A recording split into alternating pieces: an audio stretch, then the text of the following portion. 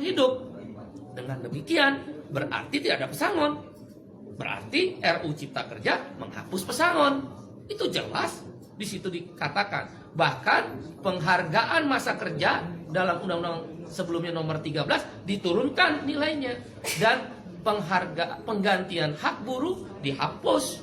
Dibalikan kesepakatan pasti pengusaha menolak. Jelas pesangon hilang. Yang ketiga adalah penggunaan outsourcing yang masif. Yang sebelumnya outsourcing hanya 5 jenis pekerjaan.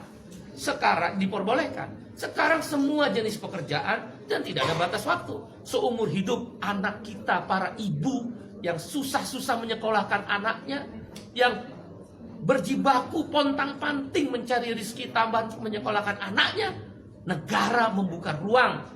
Para agen, saya quote and quote, bukan berarti seperti itu, tapi quote and quote tanda petik, menjual buruh kepada pengusaha-pengusaha yang serakah itu. Karena sekarang bisa melalui agen bebas seumur hidup dan tidak jelas masa depannya. Yang keempat adalah alasannya karyawan kontrak sekarang bebas. Dulu karyawan kontrak harus ada persyaratan. Boleh menggunakan karyawan kontrak kalau paling lama 3 tahun pekerjaan itu. Jenis pekerjaan tertentu untuk pre-pro, bukan mass product, bukan produksi massal dan sebagainya. Sekarang syarat itu dihapus, dibolehkan menggunakan karyawan kontrak semua jenis pekerjaan dengan batas waktu tidak tertentu. Wahai ibu-ibu dan bapak-bapak, anak-anak kita terancam dengan masa depannya yang dikontrak seumur hidup tanpa kejelasan nasibnya dan di outsourcing seumur hidup melalui para agen-agen pekerja yang menampung pekerja itu. Berbahaya buat negara ini, terlalu liberal, tidak ada perlindungan negara kepada rakyatnya. Yang kelima adalah social security, jaminan sosial dihapus, khususnya jaminan kesehatan dan jaminan pensiun. Dengan berlakunya upah per jam atau istilah dalam undang RU tersebut persatuan waktu, maka tidak ada lagi kewajiban untuk membayar jaminan kesehatan dan jaminan pensiun. Bagaimana menghitung pensiunnya dengan upah per jam? Ditambah dengan adanya outsourcing dan karyawan kontrak yang bebas, siapa yang bayar jaminan pensiun para buruh dan pekerja itu? Dunia pekerjaan Indonesia terancam, pekerja-pekerja lokal terancam. Ditambah yang keenam alasannya adalah tenaga kerja asing. Dulu harus mendapatkan izin menteri, sekarang hanya sekedar pengesahan tanpa perlu izin menteri. Siapa yang kontrol bahwa buruh kasar tenaga kerja asing bisa masuk? Sekarang saja yang ada izin tertulis menteri bisa hilang. Bisa banyak orang buruh kasar tenaga kerja asing masuk. Sudahlah outsourcing, sudahlah kontrak bebas, sudahlah upah murah, sudahlah masa depan tidak ada. Buruh-buruh asing bisa bekerja di startup.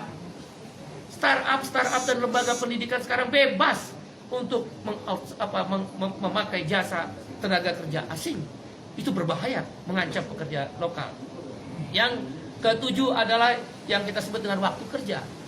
Sekarang ini maksimal adalah 7 jam sehari dalam 6 hari kerja, Senin sampai Sabtu, atau 8 jam sehari dalam 5 hari kerja, Senin sampai Jumat.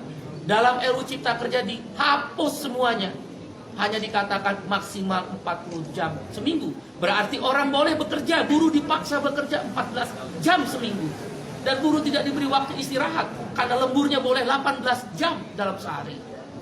Dalam seminggu, maksud saya 18 minggu. Waktu kerjanya tidak lagi 7 jam atau 8 jam. Ini berbahaya untuk masa depan perlindungan kaum buruh. Dan hal-hal lainnya adalah sanksi pidana dihapuskan dengan RUU Cipta Kerja yang baru ini. Orang tidak bayar, pengusaha tidak bayar upah, tidak ada sanksi pidana. Terlambat bayar upah, tidak ada larangan. Kalau begitu kalau saya pengusaha bisa bayar upah 3 bulan sekali dong. Di mana negara kalau begitu? Kalau memang tujuannya investasi, kenapa tidak ada perlindungan? Kita setuju investasi, yang tidak kita setuju adalah tidak ada perlindungan. Dan kemudian hal lainnya yang ke-9 adalah bahwa PHK jadi mudah sekarang. Nggak perlu lagi ada negosiasi dan perundingan dengan serikat buruh. Langsung ke PHI dan PHI bisa langsung memutuskan, Pengadilan Hubungan Industrial. Oleh karena itu kami berpendapat 9 alasan KSPI menolak RUU Cipta Kerja yang sudah resmi diserahkan DPR akan dilakukan perlawanan. Bagaimana kalau kemudian DPR tetap mengesahkan RUU tersebut? Ada 3 langkah yang kami lakukan. 1, aksi besar-besaran selama pembahasan di DPR, maupun kalaulah dipaksa untuk disahkan yang merugikan buruh tadi. Aksi nasional, aksi daerah, bahkan tidak menutup kemungkinan aksi yang melibatkan komponen yang lebih luas. Kawan-kawan mahasiswa, mereka terancam. Begitu masuk pasar kerja, tidak punya masa depan. Para ibu-ibu, bapak-bapak terancam karena mengeluarkan biaya tinggi untuk menyekolahkan anaknya. Tidak punya kepastian masa depan untuk anak-anaknya. Para pemuda-pemuda dan pemudi terancam, nggak mungkin mau menikah karena outsourcing dan karyawan kontrak. Indonesia terancam, darurat terhadap kesejahteraan Indonesia. Dan karena itu aksi besar-besaran melibatkan semua masyarakat yang lebih luas dan masif akan dilakukan.